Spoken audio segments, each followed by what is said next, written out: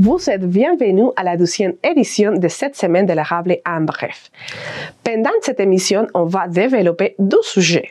La campagne de sensibilisation auprès du public de l'Ordre des pharmaciens du Québec et la séance publique de la MRC de l'érable du 22 mars 2023.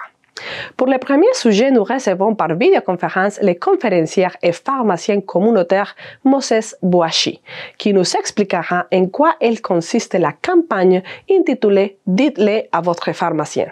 Monsieur Boachi abordera l'importance de prendre la santé en main, de se renseigner sur ses maladies et traitements, d'oser se poser des questions et de mieux comprendre le rôle du pharmacien. L'Ordre des pharmaciens du Québec a pour mission de veiller à la protection du public en encourageant les pratiques pharmaceutiques de qualité et effaçant les promotions de l'usage approprié des médicaments au sein de la société. Il regroupe plus de 10 000 pharmaciens. Voici les recommandations d'un d'entre eux, soit M. Moses Boachi, plus connu comme pharmacoach. Bonjour. Bonjour, merci de me recevoir. Vous êtes un pharmacien communautaire, oui?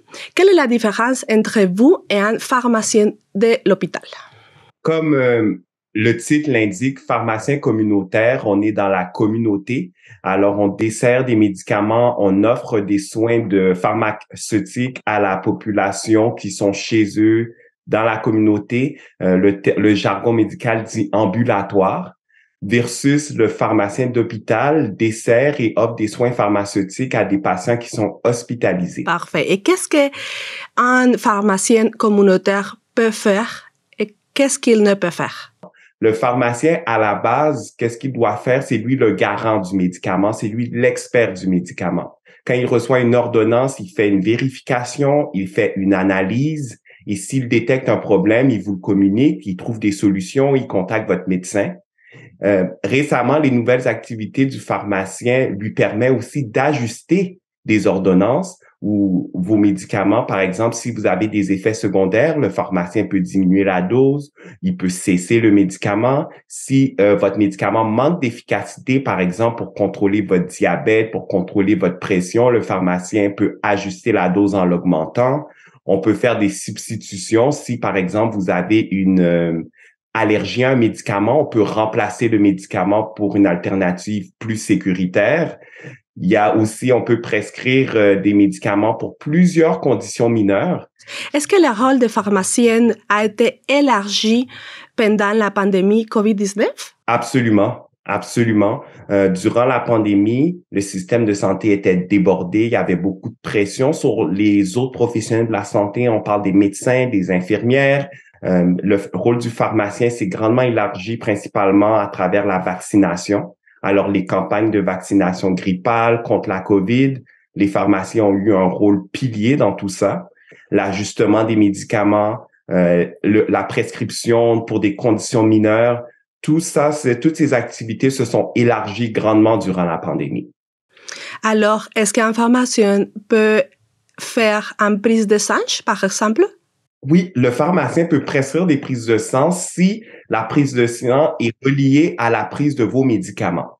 Alors, votre pharmacien peut pas nécessairement faire une prise de sang si vous n'êtes pas diabétique et vous souhaitez simplement un dépistage pour savoir si vous êtes diabétique. Non, il faut que vous ayez déjà votre diagnostic, que vous prenez des médicaments pour votre condition et le pharmacien, dans ce cas-là, peut faire un suivi, par exemple, de votre diabète si vous prenez déjà des médicaments pour le diabète et qu'on veut juger de l'efficacité des médicaments. On va parler plus spécifiquement sur la campagne de sensibilisation. Qu'est-ce que cela veut dire que les patients soient plus impliqués dans les soins? On veut le meilleur pour notre patient. On veut les outiller, on veut qu'ils prennent soin de leur santé, on veut être là pour eux, les accompagner à travers ce cheminement, mais ultimement, le contrôle est entre les mains du patient. C'est le patient qui doit le vouloir. Il y a plein de cas où votre pharmacien, votre médecin veut bouger les montagnes pour vous, veut vous permettre d'atteindre votre santé optimale. Mais si, ultimement, vous ne le voulez pas pour vous-même et vous n'êtes pas impliqué, votre pharmacien ne peut pas faire le travail pour vous. On peut vous outiller, vous accompagner, mais ultimement, le sort est entre votre main, votre sort est entre votre main. C'est pour ça mon message clé avec la campagne de sensibilisation et la conférence, c'est vous êtes le super-héros de votre santé et votre pharmacien est votre allié. Dans le cas qu'un patient oublie de prendre les médicaments, qu'est-ce que peut faire le pharmacien pour lui? J'adore cette question parce que le but de la campagne de sensibilisation, oui, c'est motiver les gens à prendre soin de leur santé, les laisser savoir qu'ils peuvent poser des questions pour avoir l'information, mais aussi on veut présenter les solutions à leurs problèmes parce qu'il y a des ressources qu'ils peuvent utiliser. Dans votre exemple que quelqu'un oublie de prendre ses médicaments, qu'est-ce qui aide beaucoup, c'est le pilulier, la dosette. Alors, le pharmacien peut mettre les médicaments à chaque semaine dans un calendrier, dans des cases avec le moment de prise, la date, et ça va faciliter le patient à gérer ses médicaments, surtout s'il prend plusieurs médicaments, parce qu'on s'entend qu'on prend 10 médicaments, gérer 10 bouteilles avec plusieurs moments de prise différents à travers la journée, ça peut être mélangeant pour n'importe qui, que vous soyez vieux, jeune, peu importe. Alors, la dosette, c'est un exemple d'outils qu'on offre à nos patients. S'ils ont de la difficulté à gérer leurs médicaments, s'ils oublient de prendre leurs médicaments, c'est quelque chose qui est très, très utile et je le vois tous les jours à la pharmacie. Mais dans le cas de personnes âgées, est-ce que la famille peut les aider avec les médicaments? Oui, souvent l'implication d'un aidant naturel aide beaucoup et nous aussi, en tant que pharmaciens, à la pharmacie, on est là pour supporter les aidants naturels, pour les aider, parce que si pour une personne même, c'est difficile de gérer sa santé, imagine quelqu'un qui doit aider la santé de quelqu'un d'autre, en plus de aider sa propre santé. Alors, on est là aussi pour les aidants naturels. Les outils qu'on a en pharmacie sont aussi pour les aidants naturels. Et est-ce qu'un pharmacien peut référer une personne à un centre de santé? Le pharmacien joue un rôle aussi de référencement. On est là aussi pour guider les patients vers une bonne ressource. Parce que oui, à la pharmacie, on a beaucoup de ressources, d'outils, mais on peut pas tout régler à la pharmacie. Le pharmacien, quand les patients viennent, parce que la pharmacie est très accessible, on est ouvert tous les jours, les gens viennent souvent à nous quand ils ont un problème. Et si le pharmacien n'est pas celui qui peut régler ce problème-là, il réfère le patient à la bonne ressource, que ça soit un dentiste, un optométriste, un physiothérapeute. On sait vraiment où le patient doit aller. Si on doit référer le patient au CLSC, par exemple, on le réfère au CLSC. Et dans le cas qu'un pharmacien a un client qui abuse des médicaments, qu'est-ce qu'il doit faire dans ces cas? Le rôle du pharmacien dans tout ça, premièrement, c'est d'intervenir, de voir c'est quoi le problème auquel le patient fait face. Est-ce qu'il prend plus de médicaments parce que si c'est de la douleur, sa douleur est non soulagée? Est-ce que c'est parce que le patient veut plus d'efficacité pour sa condition, pour son traitement? Il faut poser des questions, voir, il faut pas juger nécessairement. Il faut voir c'est quoi le problème avec le patient. Et une fois que le problème est déterminé, il faut trouver une solution. Est-ce qu'il faut changer le médicament? Est-ce qu'il faut contacter le médecin pour que le médecin trouve une autre alternative? Est-ce qu'on est dans un contexte de dépendance? Par exemple, si on parle d'opioïdes, de benzodiazépines, il y a plusieurs réglementations qu'on peut mettre, un cadre qu'on peut mettre autour de notre patient pour que l'utilisation de ces médicaments soit sécuritaire. Si on est dans un cas, par exemple, d'abus, de dépendance, il y a un système que l'Ordre des pharmaciens a mis en pied, le système alerte. Alors, un patient qu'on va attribuer à une pharmacie spécifique. Alors, ce patient ne pourra pas, par exemple, aller dans plusieurs pharmacies, aller chercher des ordonnances, surtout si on parle d'opioïdes, de benzodiazépines. Il devra aller toujours chercher ses ordonnances dans une même pharmacie. C'est pour ça aussi que c'est important de parler des conséquences. Avec votre expérience, quelles sont les conséquences physiques et émotionnelles les plus graves de l'utilisation inappropriée des médicaments? C'est la santé parce qu'un médicament, oui, ça vient avec des bénéfices, mais ça vient toujours avec des risques. Alors, si le médicament n'est pas bien utilisé, il n'est pas bien utilisé, il n'est pas pris à la bonne dose au bon moment où il y a un abus, ça affecte la santé, il y a des effets secondaires, ça peut affecter les organes. C'est pour cette raison qu'on est là en tant que pharmacien, expert du médicament, garant du médicament pour s'assurer que le bon patient reçoit le bon médicament à la bonne dose pour les bonnes raisons, sous les bonnes conditions. Bon, et quelles sont les bonnes habitudes qu'un patient peut pratiquer pour gérer ses médicaments? C'est important que les gens, quand il y a quelque chose qu'ils comprennent pas, qu'ils posent leurs questions. Il n'y a pas de mauvaises questions, il n'y a pas de questions stupides, c'est votre santé. Vous devez savoir, et s'il y a quelque chose de pas clair, rappelez votre pharmacien, prenez rendez-vous avec lui pour qu'il vous explique le tout dans un endroit, dans une zone de consultation, tranquillement pour que vous compreniez. La première étape, c'est la compréhension, c'est primordial. Par la suite aussi, si un problème surgit durant votre prise de médicaments, alors si vous avez des effets secondaires, par exemple, il faut en parler. Il ne faut pas laisser ça passer ou glisser ça sous le tapis. Il faut en parler parce que on peut pas prédire les effets secondaires. Les effets secondaires, c'est pas une garantie, mais non plus, on peut pas prédire quel patient va développer quel effet secondaire.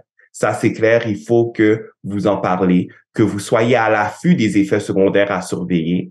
Et finalement, pour permettre l'efficacité de votre traitement, il faut que vous soyez aussi alerte à savoir si votre traitement est efficace. Si on parle, par exemple, de diabète, d'hypertension, il faut que vous sachiez comment, par exemple, prendre votre glycémie et noter les valeurs de glycémie, savoir c'est quoi la cible des glycémies qu'on veut atteindre. Si c'est votre pression, connaître votre cible de pression, savoir prendre votre pression. Ça, c'est toutes des choses de base qui sont nécessaires pour que votre médicament soit bien utilisé, approprié, efficace et sécuritaire pour vous. Quel serait, Monsieur Moses, un bon résumé des conseils pour nos téléspectateurs qui utilisent des médicaments? Premièrement, c'est trouver la motivation, la volonté à prendre votre santé en charge, à connaître vos médicaments et vos maladies, à poser des questions, et je le répète encore et encore qu'il n'y a pas de mauvaises questions. Toutes les questions sont importantes. Savoir aussi comment votre pharmacien peut vous accompagner. Par exemple, on a nommé des actes. Le pharmacien peut vous aider à ajuster vos médicaments, à suivre votre diabète et votre pression. Si vos ordonnances sont expirées, vous n'avez pas de médecin de famille, le pharmacien peut prolonger vos ordonnances. Alors, connaître votre pharmacien, être ami, avoir confiance en son pharmacien, c'est toutes des choses qui vont vous aider à bien gérer vos médicaments. Monsieur Moses, récemment, il y a eu une conférence sur ce sujet où les gens peuvent trouver l'information sur Internet où ils peuvent avoir toute l'information sur la campagne. La rediffusion de la conférence est disponible sur les plateformes de médias sociaux de l'Ordre des pharmaciens du Québec. Alors, l'OPQ, vous pourrez le trouver, par exemple, sur leur page Facebook et sur leur site Internet. Et pour ceux qui ont de la difficulté avec Internet, vous savez pas où naviguer pour trouver le lien, vous pouvez contacter les bureaux de l'OPQ, l'Ordre des pharmaciens du Québec, au 514-284-9588. 514-284-9588. Parfait. Merci beaucoup. Merci. Comme vous le savez, l'équipe journaliste de la TVC a rempli son mandat civique en couvrant le sens ordinaire du Conseil de la MRC de l'Érable. Les maires, mairesses et représentants de 11 municipalités de la MRC de l'Érable se sont réunis le 22 mars 2023 pour expliquer au public leurs décisions. Nous vous présentons maintenant la sens intégrale avec les sujets suivants. Les fonds de région et ruralité, les fonds de visibilité éolienne de l'érable, les fonds pour les parcs linéaires de Bois-Franc, la révision du budget de l'Office régional d'habitation de l'érable, le déploiement des tours cellulaires en milieu rural, les politiques d'aménagement du territoire et un rapport des finances, entre autres. Depuis le 1783 de l'avenue Saint-Édouard à Plessisville, voici la ouverture de la séance ordinaire de mars 2023. OK, bonsoir et bienvenue à cette séance ordinaire du Conseil de la MRC d'Érable, 22 mars 2023. Donc, on va débuter avec les présences. Oui, en fait, toutes les maires sont notées présentes, à l'exception de M. Gervais Pellerin, maire d'Inverness, qui est absent. Une résolution autorisant le préfet à intervertir les points à l'ordre du jour. Propose. M. Yves Charlebois. On va aller ensuite à la séance ordinaire du 22 février 2023, le procès verbal. M. Yves Charlebois. En administration, en 5.1, le Fonds Région et Ruralité, volet 2, rapport d'activité 2022, l'adoption. Propose. J'avais M. Jocelyn Bédard. Ensuite, Fonds Région et Ruralité, volet 2, priorité d'intervention 2023-2024, l'adoption. M. Pierre Fortier. Nous avons ensuite le Fonds Région et Ruralité, volet 2, politique de soutien aux projets structurants 2023-2024. Donc, M. Yves Boissonneau. Ensuite, on a le Fonds Région et Ruralité, volet 2, politique de soutien aux entreprises 2023-2024. C'est bon. M. Marc Simoneau. En 5.5, on a les Fonds Région et Ruralité, volet 2, projet bâtiment de service aux abords du parc linéaire Princeville. Donc, l'autorisation, M. Laurier-Chagnon. Fonds Région et Ruralité, volet 2, projet Prends ta place dans l'érable, impact emploi, l'autorisation, donc M. Christian Daigle. Fonds de visibilité éolienne de l'érable, mise à jour des modalités. Donc, on va prendre l'approbation. Donc, M. Yves Boissonneau. Fonds de visibilité éolienne de l'érable, projet Place aux jeunes érables, impact emploi. M. Jean-François Labbé. Parc régional des Grandes Coulées, projet de refuge prêt à camper. Deuxième appel d'offres publiques, l'autorisation pendant un appel d'offres Roxane. Mme Roxane. Ensuite, on a l'entente relative à la fourniture de services techniques en gestion documentaire, reconduction 2023, l'autorisation. Donc, j'avais M. Lamontagne, Ronald, de son petit nom. Ensuite, nous avons le nouveau centre administratif de la MRC, système de rangement des archives. Contrat de gré à gré, classement Luc Baudouin incorporé. M. Marc Simoneau. Parc linéaire des Bois-Francs, programme d'aide aux infrastructures de transport actif, VELOS 3, demande d'aide financière. M. Jocelyn Bédard. 5.13, Parc linéaire des Bois-Francs, plan directeur, réaffectation de fonds. Autorisation pour réaffecter les fonds. M. Jean-François Labbé. L'Office régional d'habitation de l'érable, budget révisé 2023, donc en approbation. M. Laurier-Chagnon. Ensuite, nous avons le déploiement de taux cellulaires en milieu rural, appui au groupe Sogetel. M. Christian Daigle. En ressources humaines, on a le poste de chef des conseillers en séjour, une embauche. Mme Josiane Vachon. Oui.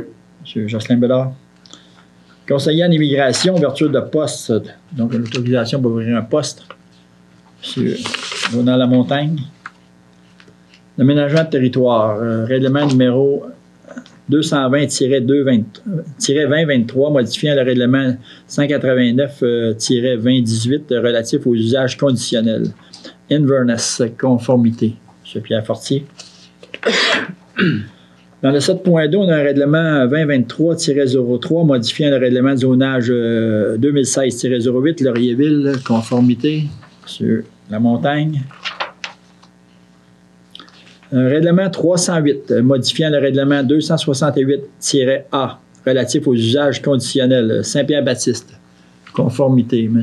Charles Lebois. Ensuite, on a dérogation mineure en zone inondable 128, chemin de la rivière Bécancourt, Inverness, l'avis de la MRC. M. Yves Boissonneau. Ensuite, collecte et transport de plastique agricole, appel d'offres publiques regroupés. Donc, Mme Roxane. 7.6, cours d'eau d'origine naturelle, 5066-730 Inverness, travaux d'entretien. Donc, M. Bédard. Ensuite, on a Cours d'eau Paradis, Laurierville, travaux d'entretien. Monsieur Lamontagne. Ensuite, le 7.8 a été retiré. 7.9, Cours d'eau Labbé, Princeville, travaux d'entretien. Monsieur Pierre Fortier. Cours d'eau Légaré, Princeville, travaux d'entretien. Donc, M. Chagnon, Laurier. 7.11, Cours d'eau Légaré, branche 1, Princeville, travaux d'entretien, d'autorisation. M. Marc Simoneau.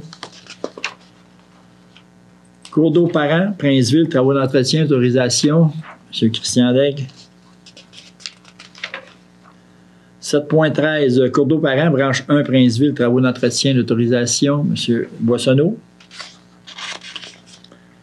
Ensuite, 7.14, Cours d'eau Parent, branche 2, Princeville, travaux d'entretien, autorisation. Roxane. Cours d'eau Parent, branche 3, Princeville, travaux d'entretien. M. Lamontagne. 7.16, Cours d'eau Parent, branche 4, Princeville, travaux d'entretien. M. Bédard. Oui, donc oui, c'est. Donc ensuite, on a les rapports de déboursés pour la MRC. M. Laurier-Chagnon. Et les rapports de déboursés pour le CIRE. M. Charles Lebois. On est rendu à la correspondance. Éco-entreprise Québec. Donc, c'est en fait par rapport à la réforme du gouvernement sur la collecte sélective. Donc, en fait, ça va être à traiter et évalué par le comité de développement durable. OK. Dans le divers, est-ce qu'il y avait quelque chose dans le divers? Il n'y avait rien. Période de questions. Oui, j'ai ta question. Oui.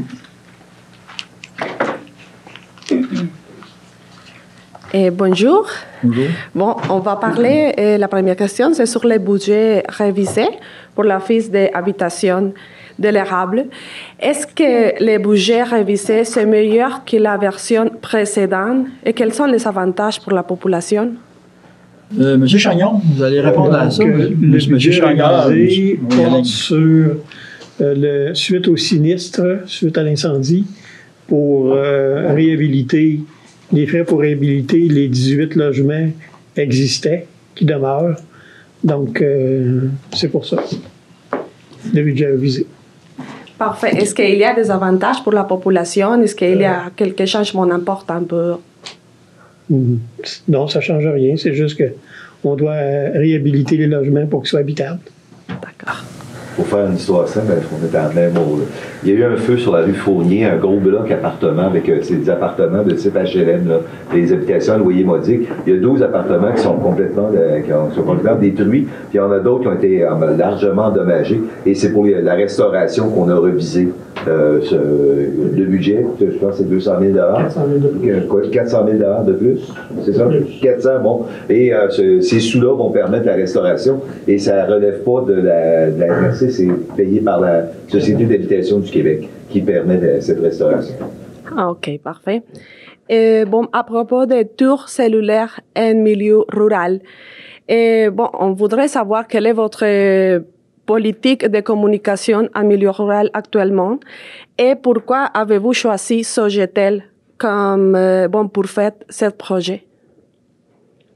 Je réponds?